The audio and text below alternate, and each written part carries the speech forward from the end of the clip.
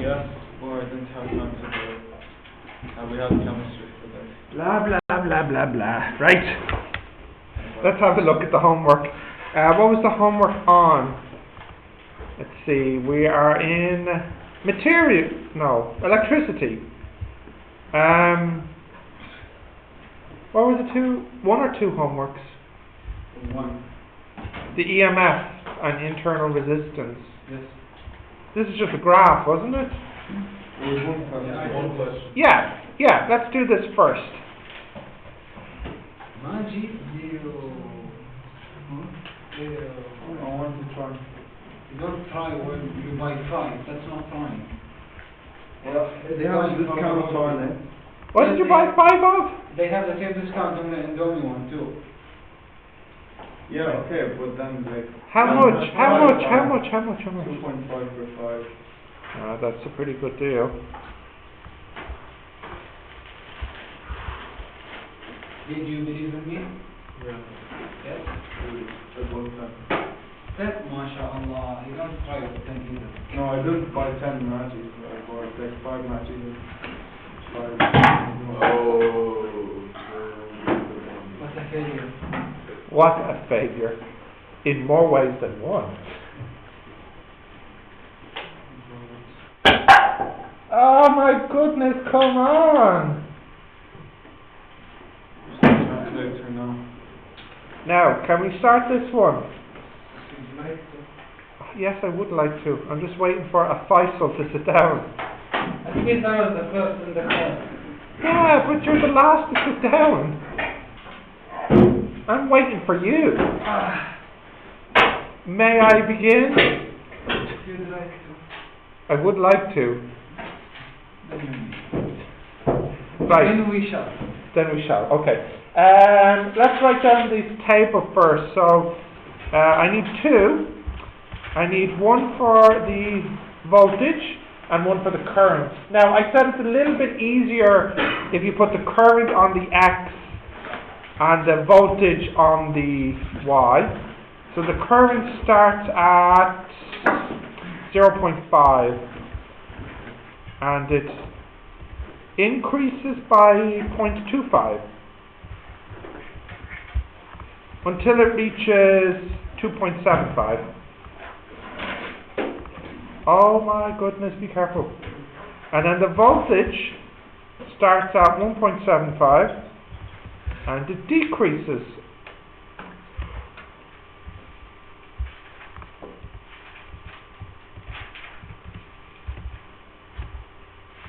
until it reaches 0.625. Part 1. Graph this. Okay, so that's all fine and dandy. Insert chart. We'll put the I here, the V here.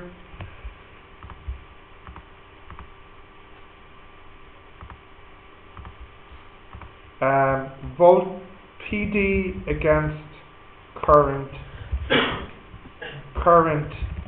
in amps, potential difference in volts,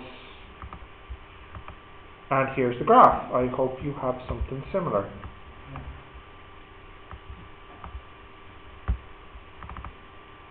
Let me just move it a bit to the right, out of my way. Okay, so that is the graph. That is part A. Part B, use the graph to estimate the internal resistance. We need the slope. We extend the... No, not for the internal resistance. We just need the slope. Okay, the IR. Yeah. The R and the IR. That's what we're finding. The R and the E. V equals E minus IR. E, yes. So we're finding the R. Yes. Yeah. And then later the E. Yeah. Okay. So, how do we get the internal resistance in the graph? Do you remember? That is the gradient. Nearly. Minus the gradient. Wait, IR. It's 1 over the gradient. It depends which graph you're using. If you're using the graph that has the V... Oh, is that the one? If we're... Yeah, let me write it down, thank you. We have V equals E minus I or. Yeah, no, it's the gradient if we put the V here and the I here. Not minus. It's minus the gradient. Yeah. So the or is minus the slope. Let's get the slope from the graph. Let's see. We'll go with this one, 1 point. I wonder if I can just get the program to do it for me. Come on, please stop being so stupid. There we go. Insert trend line. Show equation. Alright, so the slope is what? 2.5. Yes, minus 0.5. So 0.5. the slope is minus Yeah, 0.5. Yeah. Minus 9. So the resistance is 0.5. And then, oh come on. Oh, so early.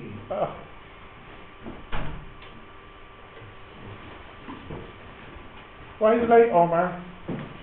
And Yusuf? You know, I had to give Connell predicted grades today. I'm just saying, today would have been a great day to be, on time or even early. Was it before the lesson or after the lesson? I'm not saying. Did you do your homework? Of course. No, seriously, of course. Okay. Was it the Oh, graph come question? on. Yes. Yes.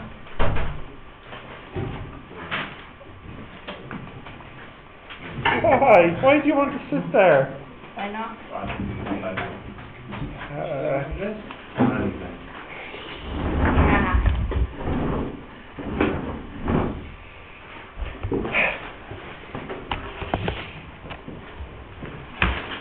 I am continuing. C. Wait! No. Wait, no. What is the EMF? So the EMF is where it crosses the y-axis, which in this case is 2. So the EMF is 2 volts. D. Add in an extra row to calculate the resistance, the or. So in the picture, I'll just remind you of what this diagram looks like. We have the battery that has a E and it also has an OR, and it's connected to a variable resistor. We have a voltmeter and we have a ammeter. So I want to know what is the OR. Easy peasy, I can use my triangle VI OR. So what does the OR equal? V over I. So let's go back and do that. So the OR, which is in ohms, if we look here, the OR is V over I, so that will be this over this.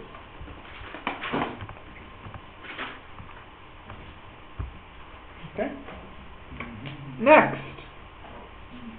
So that was part D. Now, E, add in the power. Graph power against resistance. Yes, that's where we're going. So next is the power in watts. And what's the formula for power? IV. So that's this one times this one. And we get this. Ask a question? Yes. Or the ones before? You mean the ones that you missed because you were late? Yes, what's your question? If you go back to part B, how you did part B? M equal minus yeah. R. No question. You take back your question. Yeah. Question withdrawn. Okay. E, I've done. F is now graph the power on the Y and the resistance on the X. So in other words, put this on X and this on Y. So let's make a new graph. Insert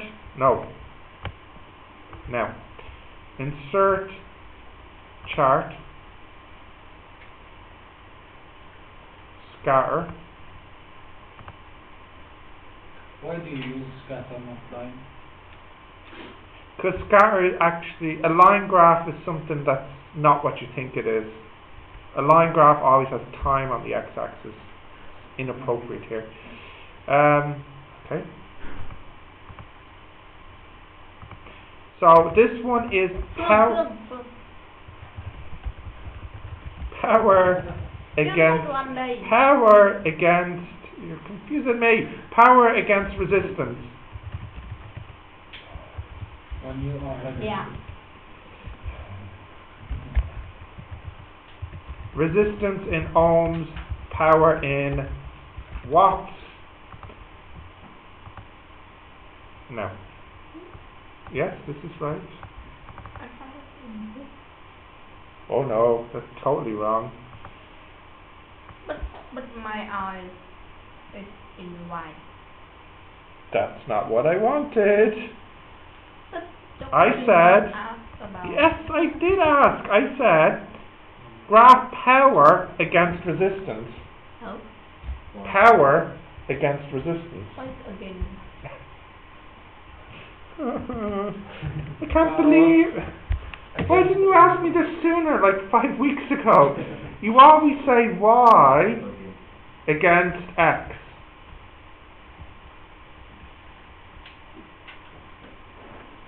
No? No, it's again white. No, this is not the English here. We say it this way.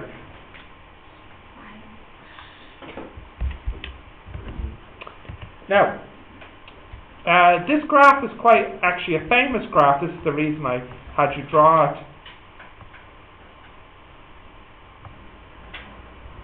Oh. I'll just put it like here. So what's happening here? As we change the resistance, we get different amounts of power. So here, the power depends on the value of the resistance. But what's quite interesting about this graph is that as you increase the resistance, it gets more power. But then if you continue to increase the resistance, there's less power output. So strangely, there seems to be an optimum amount. If the resistance is too big, then you get less power, and if it's too small, you get less power. From the graph, what is the optimum amount of resistance to have in the resistor? 0.5. Where have we seen that number before? Yes. In other words, if you want to make this system efficient, most efficient, the load resistance, the external resistance, should match the internal resistance of the battery. This is actually called, in engineering, load matching. When you match the external to the internal, it gives you most efficiency. Most efficient is in this situation. So the last part is, what is the maximum power? The maximum power is about 2 watts. But I can see it a bit better if I just move this graph out of the way. It happens here. This is the maximum.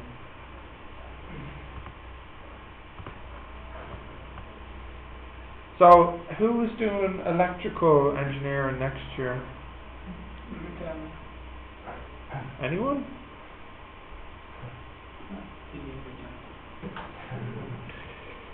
Load matching. The optimum external load should equal the internal resistance. Not something you... I should actually say, this question that I've just done for you, this was a section B question a few years ago. I have a question. Go ahead. Increase the power in the circuit. How? Because the things you control in this circuit... Like if we match the resistor, internal resistance with the output. Now just be careful, the only thing you're able to change in the circle is this. Yeah, okay, so what's your question, yeah? If we match it with the internal resistance. Yeah. Like if we have a bulb. Yeah. Will the bulb receive more energy because the power in the circuit is higher? Is that its optimum power? Yeah. It will be brighter. They'll be brightest when you match the resistance of the bulb to the internal resistance, yeah. if you increase the resistance of the bulb in an attempt to make it brighter, you know, or if it's electric heater or whatever, you won't get more brightness. I think what will probably happen is you'll get more heat in the internal resistance. Yeah, okay. Yeah. 2 watts. For this circuit, 2 watts is the most power output you can have from the circuit. You can't do any better than 2 watts. Only answers when are equal. Yeah. Yeah, well, the best is when big or equals small or. The power will equal 2 watts. Okay. I think this is an interesting one because you wouldn't necessarily guess that from the beginning without looking at the graph. Can I close this now? Yes. Wait. Please just finish electricity. Yes, I'm going to. What?